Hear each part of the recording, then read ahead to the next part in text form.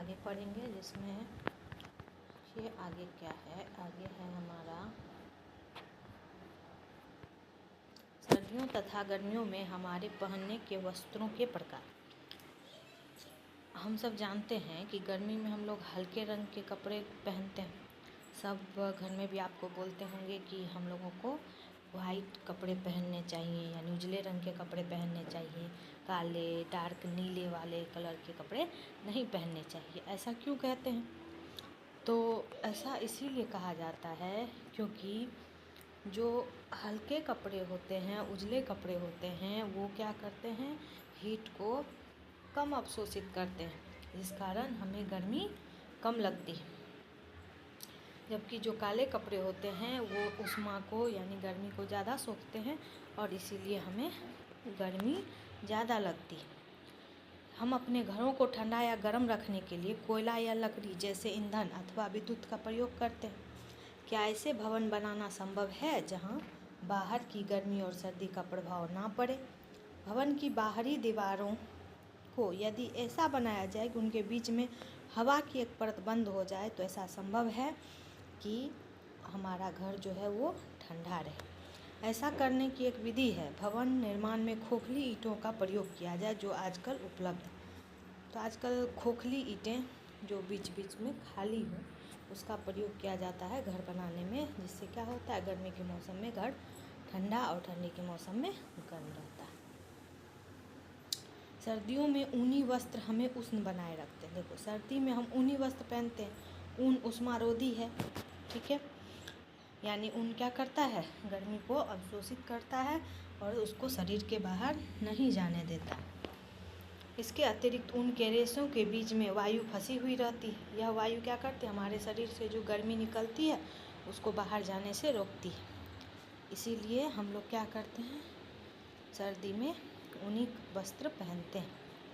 मान लीजिए सर्दियों में आपको एक मोटे कंबल अथवा एक के ऊपर एक यानी 2 कंबल लेके सोना पड़े तो आप क्या करेंगे, तो आप कोशिश करेंगे कि 2 कंबल के बीच सोएं। क्यों? क्योंकि 2 कंबल के बीच में क्या होगी, हवा रहेगी, और जब हवा रहेगी तो हम गर्मी जो है वो शरीर की वो बाहर नहीं जाएगी और आप लोगों को ठंड नहीं लगेगी। तो चलिए अब हम लोग प्रश्न उत्तर की तरफ बढ़ते हैं। देखिए, प्रश्न है आपका, प्रयोगशाला तापमापी तथा डॉक्टरी थर्मामीटर के बीच समानता और अंतर दोनों को लिखना है। यानी प्रयोगशाला थर्मामीटर और डॉक्टरी थर्मामीटर दोनों के बीच क्या क्या सिमिलैरिटी हैं और क्या क्या डिफरेंसेस हैं उनको लिखना है। दूसरा प्रश्न है, ऊष्मा चालक और ऊष्मा रोधी के प्रत्येक उदाहरण देने। इसी तरह हमारा सभी प्रश्न है जिसको कि हम लोग सॉल्व करेंगे। ओके, तो चलिए देखिए, पहला जो आपका क्वेश्चन है, प्रयोगशाला तापमापी और डॉक्टरी थर्मामीटर के बीच समानताएं तथा अंतर। तो इसके लिए थोड़ा आप पीछे चलेंगे तो देखिए यहाँ स्पष्ट लिखा हुआ है, आप उसको पढ़ेंगे। यहाँ देखिए, डॉक्टरी थर्मामीटर का उपयोग शरीर का ताप मापने के लिए किया जाता है। ओके, और इस थर्मामीटर का परिसर जो होता है, रेंज जो होता है, वो 35 डिग्री सेल्सियस से लेकर 42 डिग्री सेल्सियस होता है।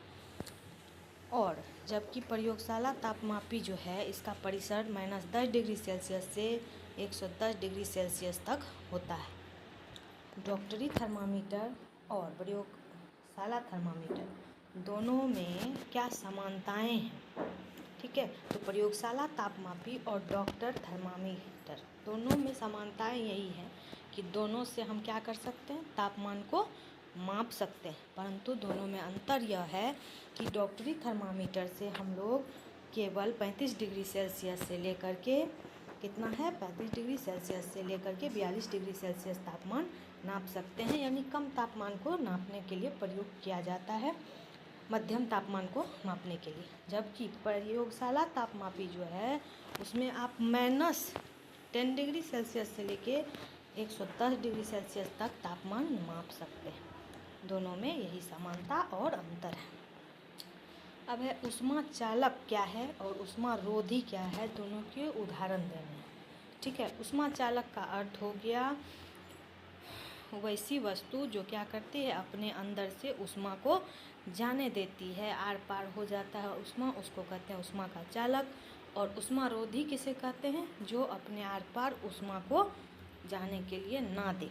जैसे ऊष्मा चालक आपका हो गया एल्युमिनियम, आपका चांदी, ठीक है।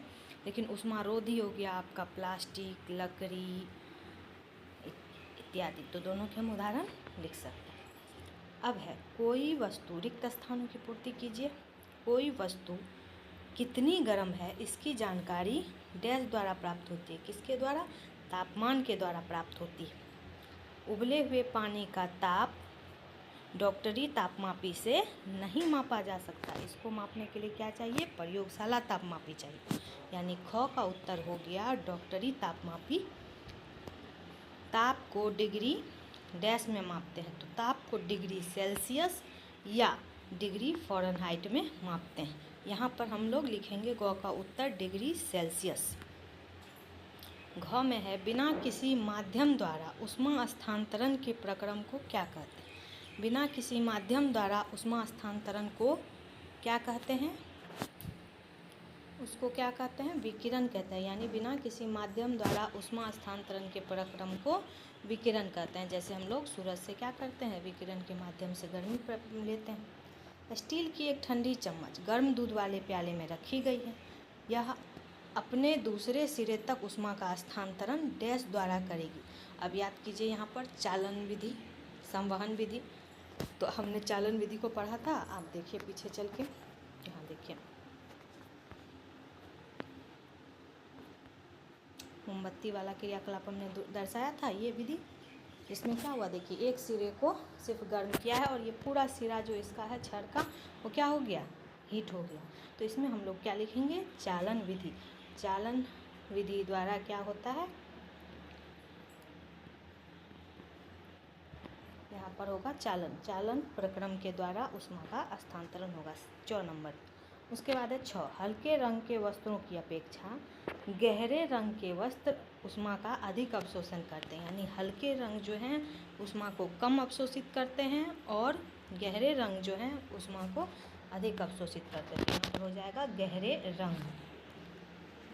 अब हमारा है, देखिए कॉलम ए से कॉलम बी का मिलान कीजिए, जिसमें है थल समीर के बहने का समय क्या है, और ख है समुद्र समीर के बहने का समय क्या है। गहरे रंग के कपड़े पसंद करने का समय, हल्के रंग के कपड़े पसंद करने का समय। तो अब इसमें देखिए जो प्रश्न का उत्तर हमें आएंगे पहले हम उसको मिला लें। जैसे गहरे रंग के कपड़े हम लोग कब पहनते हैं, सर्दियों में। यानी ग का जो उत्तर है वो हो जाएगा 2 नंबर सर्दियाँ। घ है हल्के रंग के कपड़े पसंद करने का समय क्या है, गर्मियों में। यानी इसका उत्तर हो जाएगा 1। उसके बाद समुद्र समीर के बहने का समय क्या है, तो समुद्र समीर के बहने का समय, तो ये हमारा पूरा हो गया। थल समीर के बहने का समय है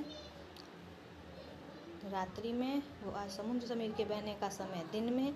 गहरे रंग के कपड़े पहनने का समय सर्दी में, हल्के रंग के कपड़े पहनने का समय गर्मी में। अब अगले क्लास में हम लोग ये 5 से 6 11 प्रश्न हैं, तो उनको सॉल्व करेंगे।